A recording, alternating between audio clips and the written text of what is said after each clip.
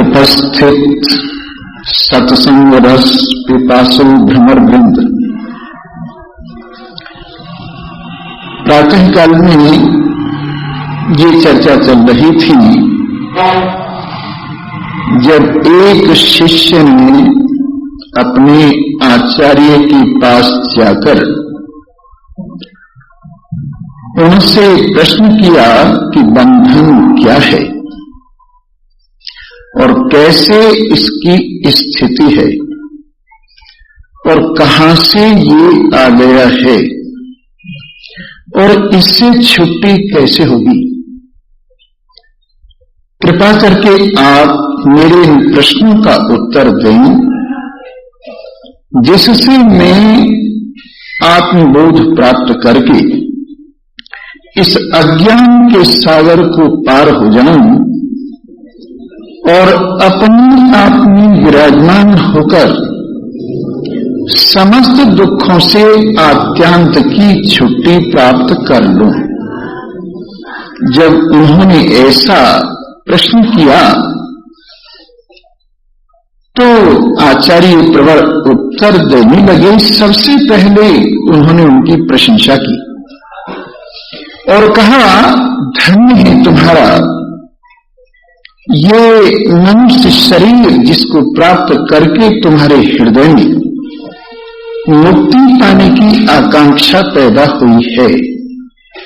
संसार के बंधन से छूटने का तुम्हारे हृदय में जो उपाय प्राप्त करने का विचार हुआ है, ये तुम्हारी पुण्यों का फल है।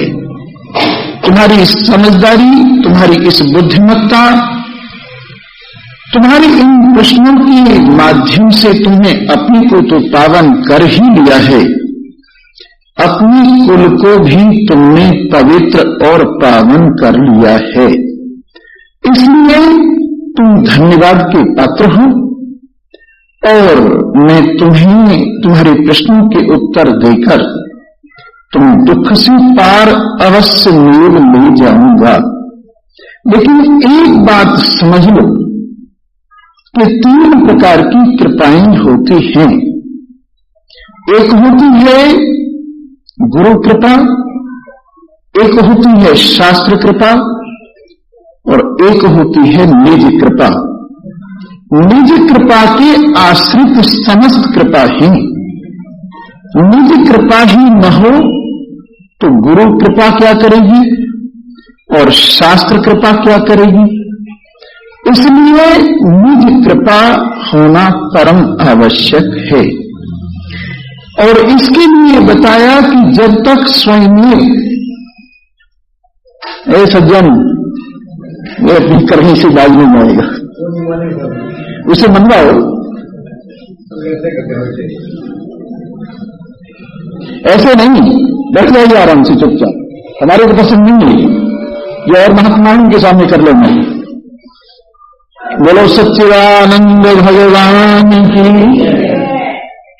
जी आज मैं बता रहा था अपने ऊपर अपनी आपकी कृपा की बात, और ये होती है स्वयं ही श्रवण करे, स्वयं ही मनन करे और स्वयं ही निधिध्यासन करे। अब एक आदमी के सिर पर भार है, उसको तो दूसरा आदमी अपने सिर पर लेकर उसका दुख दूर कर सकता है, परंतु एक आदमी अगर भूखा हो तो उसके लिए कोई भोजन कर लेगे तो उसकी भूख कैसे भाग जाएगी। किसी पर कर्ज हो तो उसके संबंधी पुत्र इत्यादि उस कर्ज को लुटा सकते हैं, लेकिन अगर कोई रोगी हो तो उसे स्वयं ही दवा खानी पड़ेगी और स्वयं ही परहेज रखना पड़ेगा। अब उसके लिए माताजी तो दवा खा लें और पिताजी परहेज रख लें तो उससे बीमार का रोग दूर होने वाला नहीं है। बीमार को स्वयं दवा खानी पड़ेगी और स्वयं ही परहेज रखना पड़ेगा, इसी से उसकी बीमारी दूर होगी। वैसे ही बंधन से छुट्टी पाने के लिए अपने आप ही ज्ञान प्राप्त करना पड़ेगा, अपने आप ही अज्ञान से छुट्टी पानी होगी और अपने आप ही इस बंधन को काटना होगा। इतना अवश्य है कि महान पुरुष आपको इशारे से बता देंगे कि देख चंद्रमा उधर है, पर आंख तेरी अपनी होनी चाहिए, देखने की इच्छा तेरी अपनी होनी चाहिए और तू अपनी स्वच्छ निर्मल आंखों से स्पष्ट रूप से बताने पर चंद्रमा को देख ले, तभी तेरे को चंद्र दर्शन का पुण्य लगेगा। वस्तु स्वरूपम स्फुट बोध चक्षुषा, जब तक स्पष्ट ज्ञान के नेत्रों से वस्तु का स्वरूप, आत्मा का स्वरूप, अपने आप का अनुभव न किया जाए, तब तक दूसरा कोई और बताता रहे, दूसरा कोई करता रहे, उससे हमारे को क्या लाभ है। जैसे चंद्रमा का स्वरूप अपनी स्वच्छ आंखों से दूसरे के बतलाने पर देख लिया जाए तो अच्छा ही है, और दूसरे कोई देख ले उससे पुण्य नहीं लगेगा, हमें अपनी आंखों से देखना पड़ेगा। वैसे ही अपने आप ही प्रयत्न करो। ऐसा नहीं पति सोचे मैंने तो पत्नी को कह दिया है तो जा कथा सुन आया कर, हमारा कल्याण तो इसी से हो जाएगा। हमने अपनी मां को कह दिया है, पिताजी को कह दिया है, तुम दोनों कथा सुनाया करो, इसी से कल्याण हो जाएगा।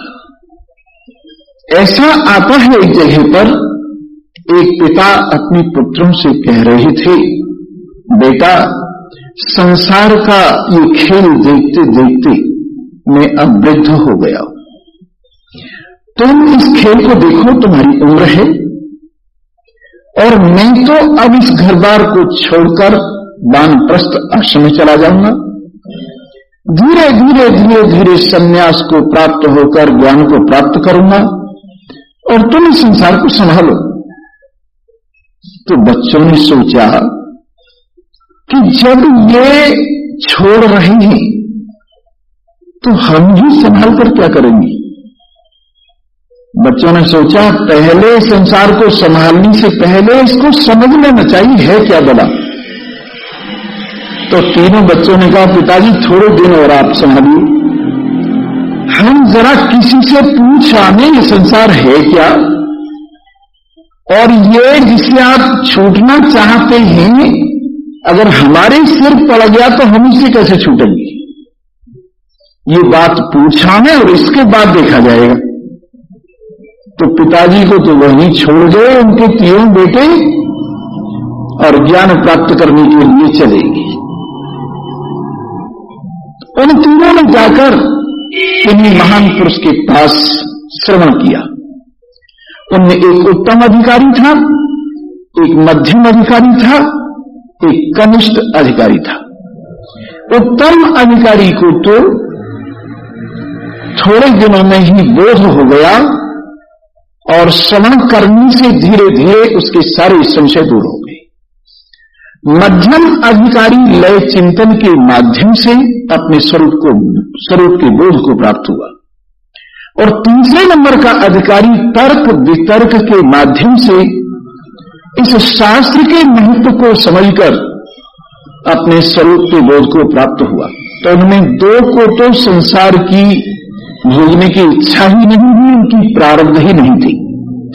तीसरे वाला अपने पिताजी के पास आया तो पिताजी अब तक विराजमान और उन्होंने कहा पिताजी अब मैं देख आया हूं संसार को, संसार क्या है, और आप अगर पूछना चाहें तो मेरे से पूछ सकते हैं, आपको कहीं जाने की आवश्यकता नहीं, जाना चाहिए तो आपकी प्रारब्ध है, लेकिन ज्ञान प्राप्ति के लिए जाने की जरूरत नहीं, मैं आपको समझाऊंगा।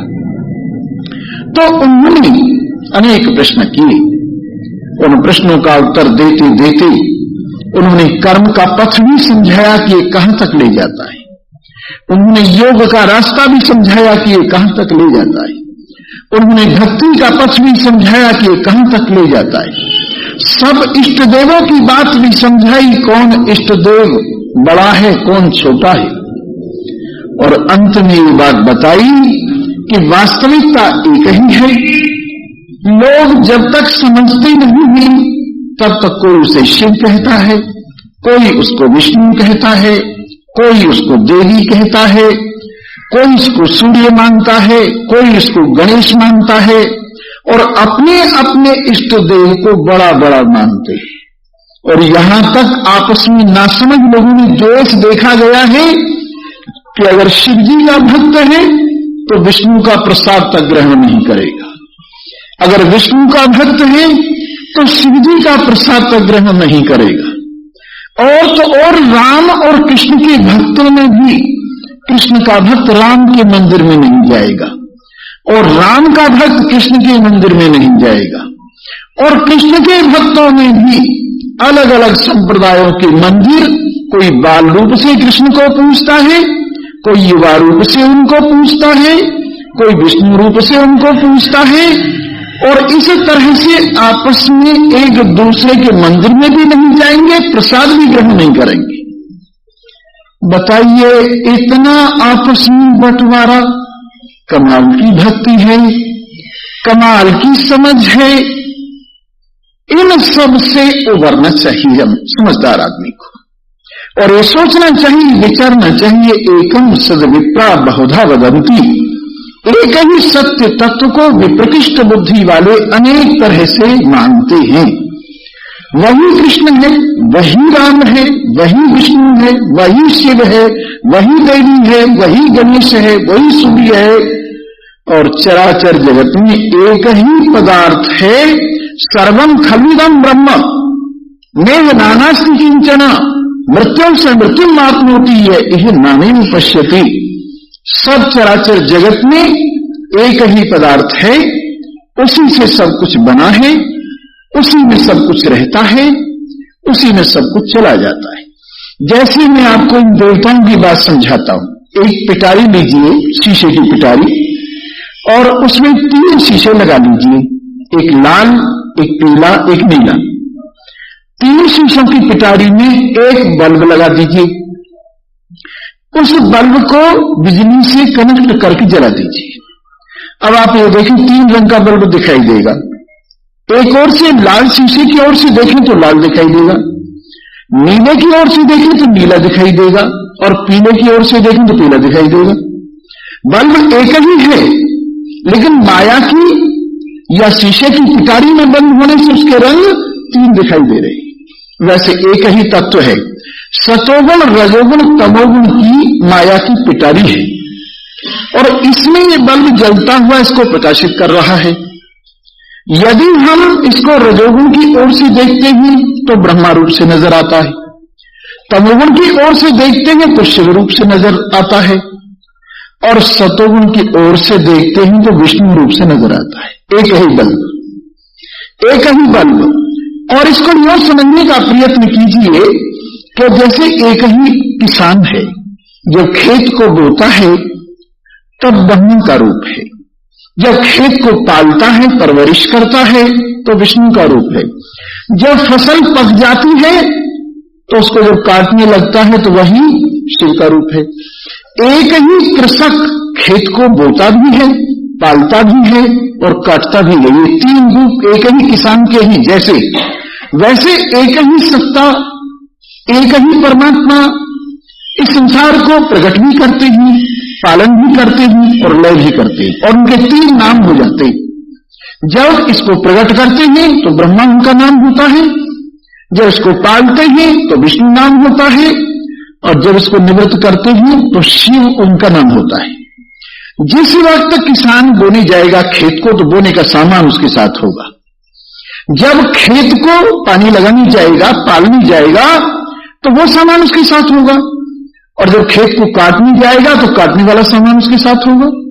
वैसे ही ब्रह्मा जी के साथ प्रजापति हैं जो संसार को पैदा करने वाली शक्तियां हैं, और विष्णु के साथ देवता ही जो संसार को पालन करने वाली शक्तियां हैं, और शिव के साथ भूत प्रेत पिशाच इत्यादि ने जो संसार को विनाश करने वाली शक्तियां हैं। यो समझिए कि ब्रह्मा ही अपने आप को प्रजापतियों के रूप में अभिव्यक्त कर लेता है और विष्णु ही देवताओं के रूप में प्रकट हो जाते हैं और शिव ही भूत प्रेत पिशाचों के रूप में प्रकट हो जाते हैं और इस तरह से संसार की तीनों चीजें चलती रहती हैं, पैदा होना भी, पालन होना भी और विनष्ट होना भी। और एक ही सत्ता से, ये एक ही सत्ता के अनेक रूप हैं। जैसे सूर्य एक है, उसकी किरणें अनेक हैं, उसके प्रतिबिंब पानी में देखो तो अनेक ही, वैसे ही परमात्मा तो एक है लेकिन उसकी विभूतियां अनेक हैं। परंतु नासमझ लोग इस पर झगड़ा करते हैं और वो कहते हैं मेरे वाला भगवान बड़ा है, वो कहता है मेरे वाला भगवान बड़ा है, बाकी भगवान तो एक ही, और सिर्फ बड़ा और छोटा क्या है। इसीलिए कहा है कि पंडित मुल्ला पादरी की आज ही दावत करूं, पंडित मुल्ला पादरी की आज ही दावत करूं, जो ये सब मिलके कह दें पूरी पराठा एक है। पूरी भी पराठा भी वही घी लगता है, वही आटा लगता है, लेकिन नहीं, सब पूरी अलग है, पराठा अलग है, अरे शक्ल से अलग है, परंतु मेटीरियल तो इसमें वही लगा हुआ है। मेटीरियल कॉज इसका क्या है? उपादान कारण दोनों का एक ही है। इस प्रकार से पूरे संसार का जो उपादान कारण है, पूरे संसार का जो निमित्त कारण है और पूरे संसार का जो एक अधिष्ठान है, सत्ता और स्फूर्ति देने वाला है, वो एक ही पदार्थ है। और उसी को पुराणों में इतने अनेक तरीके से वर्णन किया है कि आदमी बहन को प्राप्त हो जाता है। हमारे पास भी लोग आते हैं, कहते हैं कौन से देवता को मानी, जिस देवता की सुने उसी की बड़ाई। मैंने कहा भाई ये तो ऐसा जिसका ब्याह उसी के गीत, जिसका ब्याह उसी के गीत, जिस लड़के की शादी हो उसको यूं कहते हैं ऐसा लड़का न पहले हुआ न आगे हो, तो जिसकी शादी होती उसके गीत गाए जाते हैं। तो पुराणों का हिसाब तो यह है कि जिस देवता को लेके जो पुराण लिखा गया है, लिखने वाले एक ही, लिखने वाले एक ही व्यास जी। व्यास जी ने 18 पुराण लिखे हैं और शिव पुराण में यह लिखा है कि शिव जी सबसे बड़ा देवता है। विष्णु पुराण में यह लिखा है विष्णु सबसे बड़ा देवता है। श्रीमद् भागवत में यह लिखा है कि कृष्ण सबसे बड़ा देवता है। पद्म पुराण में यह लिखा है कि राम सबसे बड़े देवता है। ऐसे हर एक पुराण में जितने उनके देवता हैं पुराणों को उनको सबसे बड़ा बताया है। तो इससे क्या सिद्ध होता है? एक ही लेखक 18 पुराणों को लिखने वाला अलग अलग देवताओं को सबको बड़ा क्यों बताता है? क्योंकि देवता एक ही है, ये उसके नाम अलग अलग हैं, रूप अलग अलग हैं। और जहां जिसकी स्तुति हो, गणेश के पूजन के वक्त गणेश सबसे बड़ा देवता है, शिव जी के पूजन के वक्त शिव जी सबसे बड़े देवता हैं, और आखिर में तो एक ही देवता है और उसी को अनेक रूपों से लोग मान रहे हैं। जब तक इस सत्य को आदमी नहीं समझता, एकम सद्विप्रा बहुधा वदंती, वेद की इस वाणी को नहीं समझता, ये वेद का वाक्य है। एकम सद्विप्रा, एक ही सत्य पदार्थ को विप्रकृष्ट बुद्धि वाले अनेक नामों से अनेक रूपों से याद करते हैं। कोई उसको यम कहता है, कोई इसको इंद्र कहता है, कोई उसको अग्नि कहता है, कोई इसको सूर्य कहता है। वेद में जैसे पुराणों में देवता है, ऐसे वेद में भी अलग अलग देवता है, पर वेद के देवता पुराणों से थोड़े अलग हैं। मैं आपको स्पष्ट कर देना चाहता हूं, वेद के देवताओं में इंद्र सबसे बड़ा देवता है। वेद के देवताओं में इंद्र की सबसे अधिक स्तुति है और अग्नि सबसे पहले अग्नि की पूजा की है। ऋग्वेद में सबसे पहला मंत्र है अग्नि नीले पुरोहितम यज्ञस्य देवम ऋतुजम होतारम रत्न धात्मन। अग्नि सबसे प्रत्यक्ष देव, सबसे पहले दिखने वाला देव अग्नि है। उसके बाद जल दिखता, उसके बाद पृथ्वी दिखती, वायु दिखाई नहीं देती, आकाश दिखाई नहीं देता। इसलिए प्रत्यक्ष देवता अग्नि को लेकर के उन्होंने उनकी स्तुति की और कहा है वाणी का देव यही है, सबका प्रकाशक यही है और सबका आत्मा यही है, सबका परमात्मा यही है। इस तरह से वेद में जो अनेक देवों का जिक्र आया है, पुराणों में जो अनेक इष्ट देवों का जिक्र आया है, वो केवल लोगों की रुचि को देखकर किया गया है। अन्यथा तो एक देव है, उसी के सारे नाम हैं और उसी के ये सारे रूप हैं, और वो देव सर्वव्यापक है। इस देव का महत्व अगर ठीक ठीक समझना हो तो योग वशिष्ठ में एक प्रसंग आता है। एक बार भगवान शंकर के कैलाश पर्वत पर निवास करते करते उनके समीप ही मुनिराज वशिष्ठ तप करने के लिए हिमालय में गए। कैलाश के बिल्कुल नजदीक ही हिमालय पर्वत की एक चोटी का नाम कैलाश है। अब तो वो तिब्बत के इलाके में पहुंच गई है, आपको आश्चर्य होगा। तो वहां जाकर उन्होंने तप किया। भगवान शंकर बड़े प्रसन्न हुए। भगवान शंकर अपने पूरे समाज को लेकर मुनि वशिष्ठ पर कृपा करने के लिए उनके पास आए। मुनि वशिष्ठ ने उत्तर दिशा से एक प्रकाश पुंज अपनी ओर आते हुए देखकर अनुमान लगा लिया, भगवान शंकर की अहेतुकी कृपा होने आ रही है मेरे ऊपर। तो उन्होंने उनका मन से ही स्वागत सत्कार किया, समीप आने पर पूजन किया, और भगवान शंकर ने भी उनकी राजी खुशी पूछी और कहा, कहो मुनिराज, हमारी समीप रहकर तुम्हारा तप निर्विघ्न तो होता रहा है ना? तुम्हारी तपस्या में कोई बीच में विघ्न तो नहीं आया? और हमसे क्या सेवा चाहते हो? हम तुम्हारी क्या सहायता करें? मुनिराज वशिष्ठ ने आसन पर विराजमान कराकर सभी को यथा योग्य आसन देकर उनकी स्तुति की और कहा, प्रभु आपकी कृपा से मेरा तप बड़ा निर्विघ्न रहा है, मेरे मन को बड़ी शांति मिली है, मैं एकदम ठीक हूं आपकी कृपा से। लेकिन जब आप कृपा कर ही रहे हैं तो फिर एक सेवा कर दीजिए मेरी। बोले, क्या सेवा? भगवान शंकर ने सोचा, क्या सेवा कराएंगे? प्रभु ये बताइए, सबसे बड़ा देवता कौन सा है और उस देवता की आप कैसे पूजा करते? सबसे बड़ा देवता कौन सा है और उस देवता की आप कैसे पूजा करते हैं? उधर से उधर से। तो भगवान शंकर ने हंसकर कहा कि अच्छा, देखो बात ऐसी है, देवता एक ही है, तुम समझते सब कुछ हो लेकिन फिर भी मेरे मुख से सुनना चाहते हो, ये बहुत अच्छी बात है। इस प्रसंग से थोड़ा सत्संग भी होगा। तो देवता एक ही है, वही विष्णु में है, वही मुझ में है, वही ब्रह्मा में है, वही सभी प्राणियों में है, कीटाणु से लेकर ब्रह्मा तक, परमाणु से लेकर ब्रह्मांड तक, ये एक ही देवता सब जगह विराजमान है। और ये महादेव बटा हुआ नहीं है, अखंड है। मेरे रूप में, विष्णु के रूप में, ब्रह्मा के रूप में बटा हुआ सा नजर आता है, पर ये इसी एक देव की तीन विभूतियां हैं।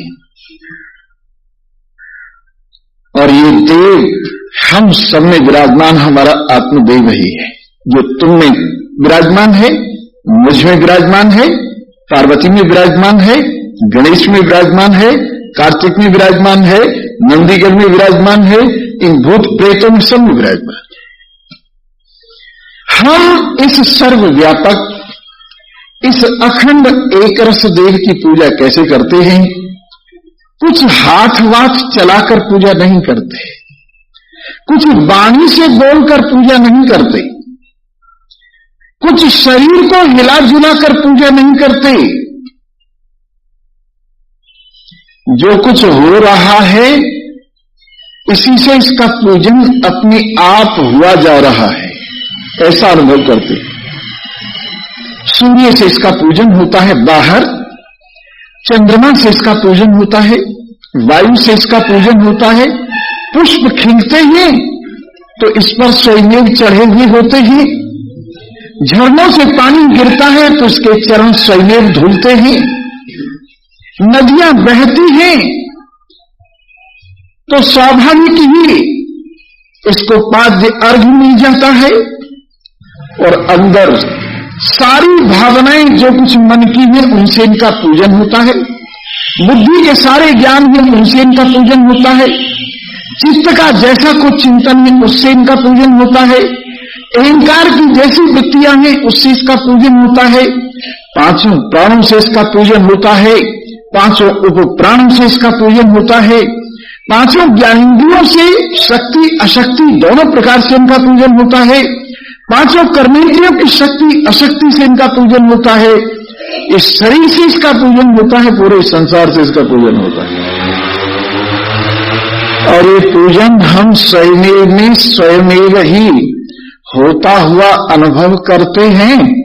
और इस पूजन में न हिलते हैं, न जुलते हैं, न सोचते हैं, न विचारते हैं। बिल्कुल निश्चिंत अपने आप में एक रस विराजमान हुए असंगता से इस पूजन को देखते हैं। इस पूज्य को भी, इस पूजक को भी, इस पूजा को भी, तीनों में एक हम ही हैं। पूज्य में भी हम हैं, पूजा के सामान में भी हम हैं, पूजा में भी हम हैं, पूजने वाले में भी हम हैं। ऐसे अपनी सर्वव्यापकता का अनुभव करते हुए अपनी असंगता में विराजमान रहते हैं। ऐसा भगवान शंकर ने समझाया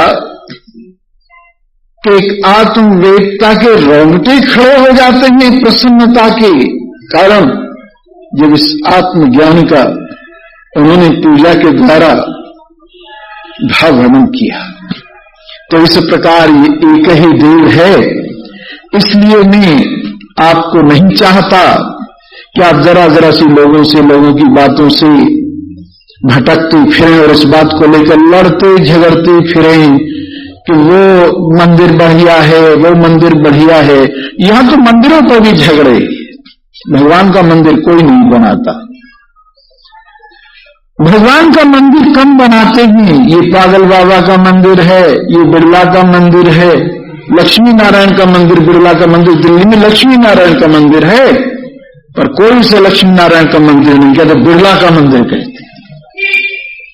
इस तरह से लोगों ने अपने इस अहम को जैसे बांटा हुआ है वैसे अहम के द्वारा कल्पित भगवान को भी बांट लिया। भगवान ने भी कल्पना खड़ी कर दी। इसलिए सारी कल्पनाओं को एक तरफ रख के एक ही परमात्मा है। साकार भी वही है, निराकार भी वही है। देखो बर्फ रूप में जल साकार हो जाता है और वाष्प रूप में वही निराकार हो जाता है। वाष्प बन जाता है, दिखाई नहीं देता। वही जल बन जाता है तो बहने वाला हो जाता है। वही बर्फ बन जाता है तो टिकने वाला हो जाता है। ईश्वर रूप से वाष्प की तरह से है, जीव रूप से जल की तरह से है, जगत रूप से बर्फ की तरह से।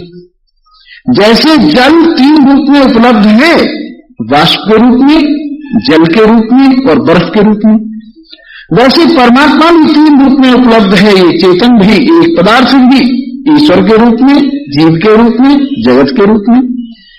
ईश्वर के रूप में वाष्प की तरह से है, जीवों के रूप में बहने वाले चलने वाले जल की तरह से है और जगत के रूप में टिके हुए बर्फ की तरह से है। पर तीनों पदार्थ एक ही है। जगत में भी वही है, जीवों में भी वही है और जगदीश्वर में भी वही है। ऐसा अखंड पदार्थ, ऐसा एक रस पदार्थ, उसको सबको ही अपने अपने आप में और सब में अनुभव करे।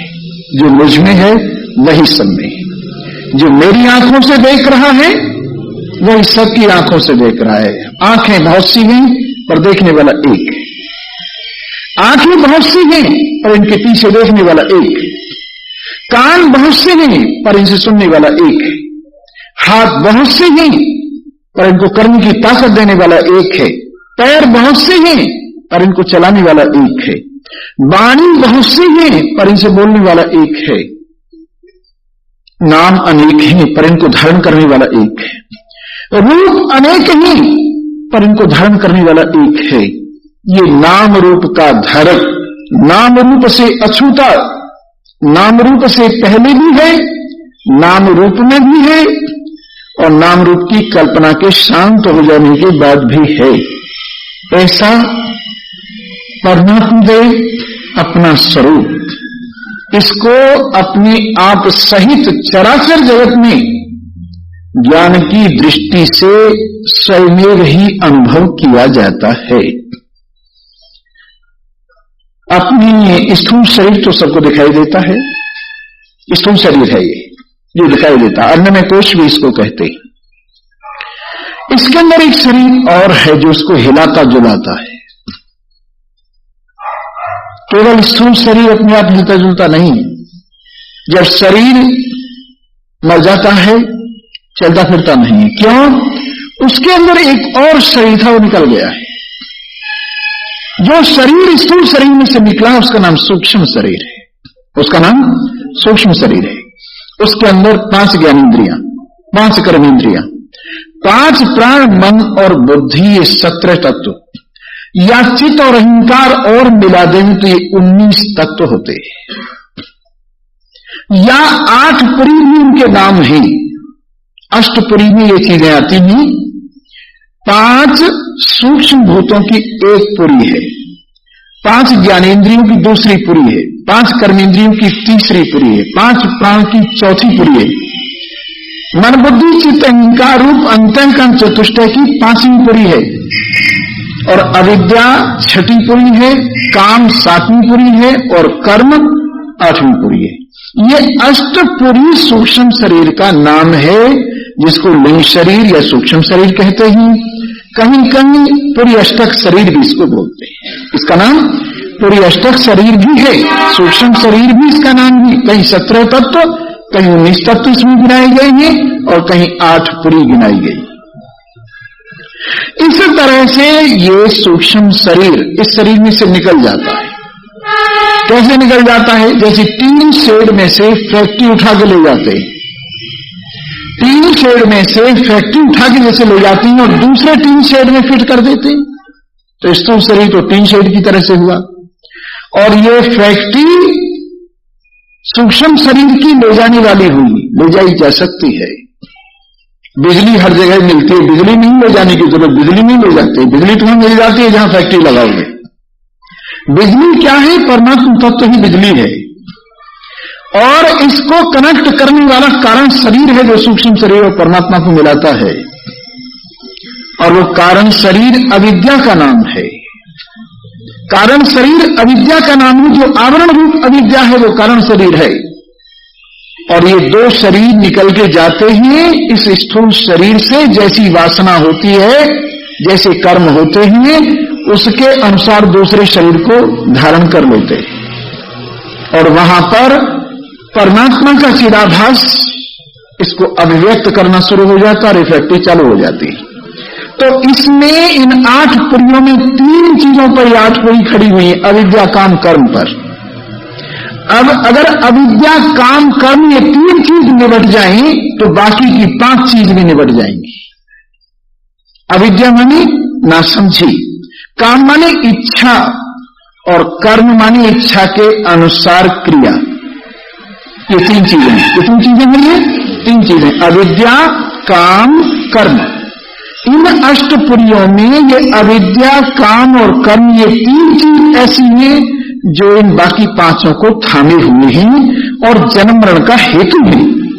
अगर अविद्या निवृत्त हो जाए तो काम मानी इच्छा निवृत्त हो जाती है, इच्छा निवृत्त हो जाए तो कर्म निवृत्त हो जाता है, और कर्म निवृत्त हो जाए तो अंतःकरण भी निवृत्त हो जाता है, और 5 ज्ञानेंद्रियां, कर्मेंद्रियां और 5 प्राण और 5 सूक्ष्म भूत, ये कहां चले जाते हैं? 5 भूतों में चले जाते हैं, जहां से आए हैं वहीं चले जाते हैं। पर शर्त यह है, ये तब तक पिंड नहीं छोड़ते जब तक अविद्या निवृत्त नहीं होती। अविद्या की निवृत्ति पर काम निवृत्त होता है, इच्छा निवृत्त होती है, फिर कर्म निवृत्त होता है, कर्म की निवृत्ति पर अंतःकरण निवृत्त होता है, उसकी निवृत्ति पर प्राण निवृत्त होता है, फिर ज्ञानेंद्रिया कर्मेंद्रिया निवृत्त होती है, फिर स्थूल शरीर निवृत्त होता है, और इस तरह से मुक्ति प्राप्त हो जाती है। इसलिए अविद्या काम कर्मादि, इसका नाम रखा पाश, इसका नाम रखा पाश माने बंधन। अविद्या काम कर्मादि से तात्पर्य 5 चीज और जोड़ लीजिए, अविद्या काम कर्म और अंतःकरण, 5 ज्ञानेन्द्रिय, 5 कर्मेंद्रिय, 5 प्राण और 5 सूक्ष्म भूत मात्राएं, शब्द स्पर्श रूप रस गंध, इनका नाम सूक्ष्म भूत है। इन सबसे अगर छुट्टी चाहते हो तो आत्मज्ञान होना परम आवश्यक है। जब तक आत्मा का ज्ञान नहीं होगा, यही देख लो आत्मा के ज्ञान के बिना किस तरह से भटकते फिरते। कबीर ने तो जरा सी बात में कह दिया है, जल बिच रहे नीन प्यासी, मोह सुन सुन आवे हासी, जल में रह नीन प्यासी, मोह सुन सुन आवे, आत्मज्ञान बिना नर भटके, आत्मज्ञान बिना नर क्या मथुरा क्या काशी, मोह सुन सुन आवे हासी, जल में रहनी न प्यासी, मोह सुन सुन आवे हासी, जल में रहनी न प्यासी, मोह सुन सुन आवे। मछली जल से पैदा होती है, मछली जल में रहती है, फिर भी बेचारी प्यासी रहती है। मुझे सुन के हंसी आती है, पर सही बात है, और उसका कारण भी मैं आपको बताता हूं।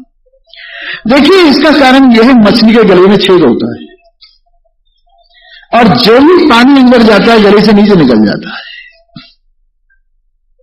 लेकिन जब उलटती है, ऐसी होती है, तो छेद ऊपर आ जाता है और पानी अंदर जाता, तब प्यास बुझती।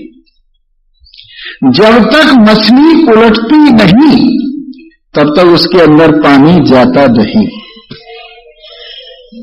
जब उलटती है तो छेद ऊपर आता है और पानी अंदर जाता है, तब उसकी प्यास बुझती है। इसलिए मछलियां ऐसे करती रहती है, उलटती रहती है, छलांगे मारती रहती है। किस लिए? पानी अंदर चला जाए। हम सबका हाल भी यही है। जो कुछ सुनते भी हमारे गले से एक छेद है हमारे गले में, और वो सब नीचे निकलता रहता है। जब तक उल्टेंगे नहीं, जब तक उल्टेंगे नहीं उन आदतों से जो आदत आजकल है, तब तक ये माल अंदर नहीं जाएगा। और सुनते हुए भी अंदर जब पहुंचेगा ही नहीं, अंधी पीसे को कर खाई, एक अंधी चक्की पीस रही है और कुत्ते साथ के साथ चाटे जा रहे हैं। जब आटा निकालने का वक्त आया तो चक्की खाली, सोचती मैंने इतनी मेहनत की, फिर भी मेरी चक्की में से आटा क्यों नहीं निकला? क्योंकि साथ के साथ कुत्ते चाटते रहे। वैसे ही आम जनता का हाल भी है। जो भजन पूजन पाठ वगैरह वगैरह करते हैं, उसको इच्छा के कुत्ते चाट जाते हैं साथ के साथ, और कहते हैं हे भगवान जी, मेरा ये काम पूरा कर दो, तुम्हारा इतना भजन कर, मेरा ये काम पूरा कर दो। ये जो इच्छा है, ये किए कराए पर पानी फेरती रहती है। वही बात मछली के साथ है, वही बात हमारे साथ भी।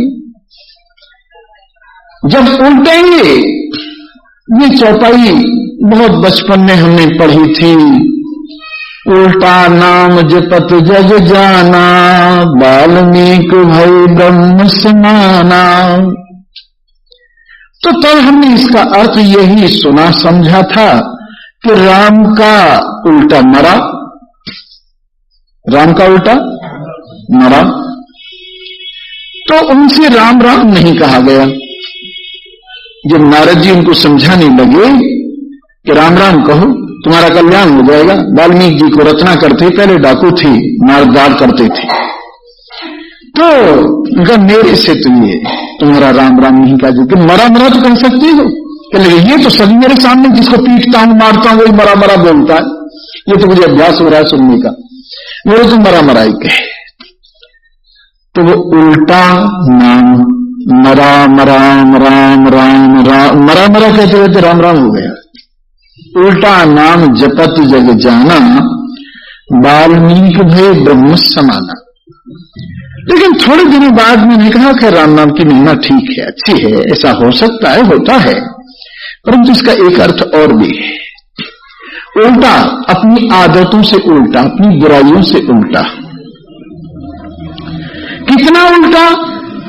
पहले इतना निर्दयी था कि किसी के ऊपर दया नहीं आती थी, महात्मा को भी नहीं छोड़ता था, और फिर इतना दयालु हो गया कि एक क्रौंच पक्षी को जब एक शिकारी ने उनकी आंखों के सामने मार दिया और क्रौंच ने चारों ओर उसके चू चू चू चू चू चू करते करते दुख मनाकर रोने लगी, तो उनसे देखा नहीं गया। और सबसे पहला श्लोक संस्कृत भाषा में मनुष्यकृत वाल्मीकि जी के मुख से निकला उस करुणा की वजह से, जो उन्होंने उस क्रौंच पक्षी के मरते वक्त उसको कहा, व्याध को कि व्याध, इस पक्षी को मारने से अच्छा था तो मुझे मार देता, तुझे पता है इसके मरने से ये बेचारी कितना कष्ट उठा रही है, कितना कष्ट मना रही है। और इस प्रकार से कितनी आदत उलट गई एक आदमी की, कितना निर्दयी था और कितना दयालु हो गया। और छीनने वाला देने वाला हो गया। उल्टा अपनी आदतों से, बुरी आदतों से उल्टा और उलट करके नाम जपा। उल्टा नाम जपत जग जाना। वैसे ही यदि हम लोग उलट जाएं, और जो आजकल भगवान के साथ भी जो 420 कर रहे हैं, दुनिया के साथ तो कर ही रहे, भगवान के साथ भी हम सोचते हैं कि यहां भी छल कपट से काम चल जाएगा, जबकि भगवान कहते हैं मोह कपट छल छिद्र न भावा। हमारे को तुम्हारे को अच्छा लगता है कपट छल छिद्र? करते ही, पर हमारे साथ कोई करे तो किसी को अच्छा नहीं लगता। हमारे साथ कोई करे तो किसी को अच्छा नहीं लगता, फिर भगवान को क्या अच्छा लगेगा? मोह कपट छल छिद्र न भावा, निर्मल मन जन सोई मोहि पावा। जिसका मन निर्मल होता है वो मुझे प्राप्त कर सकता है। अगर हम अपनी इन आदतों से उलट जाएं, बाहर भीतर एक हो जाएं और सच्चे मन से इस रहस्य को समझें और जीवन में लगाएं, तो श्रुति भगवती का कथन सन्मुख हमारे स्पष्ट हो जाए। शोकम तरती आत्मवेद, आत्मवेदता शोक से पार हो जाता, जन्म मरण से पार हो जाता है। असीम ऐश्वर्य, असीम श्री, असीम शोभा, असीम आनंद, असीम सत्ता, असीम ज्ञान को प्राप्त हो जाता है। ये बात हमारे सामने स्पष्ट हो जाए तो इस अविद्या काम कर्मादि जो पाश है बंधन रूप, इससे छुड़ाने में भला अपनी सिवाय जब तक अपने आप प्रयत्न नहीं करेंगे, कौन छुड़ा देगा आकर? करोड़ों कल्प तक इंतजार करते रहिए, जब तक स्वयं श्रवण का प्रयत्न नहीं करोगे, मनन का प्रयत्न नहीं करोगे, निधिध्यासन का प्रयत्न नहीं करोगे, आत्मज्ञान का प्रयत्न नहीं करोगे, तब तक छुट्टी होगी नहीं। न योगेन न सांख्येन कर्मणा नो न विद्या ब्रह्मात्मैकत्व बोधेन मोक्ष सिद्धति नान्यथा। न तो योग के द्वारा समाधि लगाने से, न सांख्य के द्वारा तत्वों की संख्या गिनने से, न तरह तरह के कर्मों का अंजाम देने से और न विद्या तरह तरह की भांति भांति की विद्या प्राप्त करने से। कल्याण होगा केवल मात्र ब्रह्म और आत्मा की एकता, ईश्वर और जीव की एकता, जीवों की परस्पर एकता, जीव और जगत की एकता, जगत में पदार्थों की एकता, जगत और जगदीश्वर की एकता का बोध हुए बिना मोक्ष की सिद्धि किसी और साधन से नहीं हो सकती। बहुत से लोग हैं, बहुत अच्छा कहना आता है, बहुत अच्छा सुनना आता है, पर जीवन से उस कहने और सुनने का संबंध नहीं है। उनके लिए कहते हैं वीणाया रूप सौंदर्यम तंत्री रागन सौष्ठवम। देखिए, वेदांत से हमने कितना लाभ लिया है, पूरे जगत के साथ एक हो गए। भला इतना लाभ कौन और फिलॉसफी देती है? किसी तरह से कोई पूजा करता हो, किसी तरह से कोई भजन करता हो, किसी भी भाषा में, किसी भी इष्ट देव को लेकर किसी भी तरह से कोई व्यक्ति संसार में रहता हो, यहां तक तो जाने दीजिए बल्कि कोई अशुभ कार्य करता भी हो, अरे यहां तक ये छोड़िए, चाहे कोई मनुष्य भी न हो, पशु पक्षी भी हो, कीट पतंग भी हो,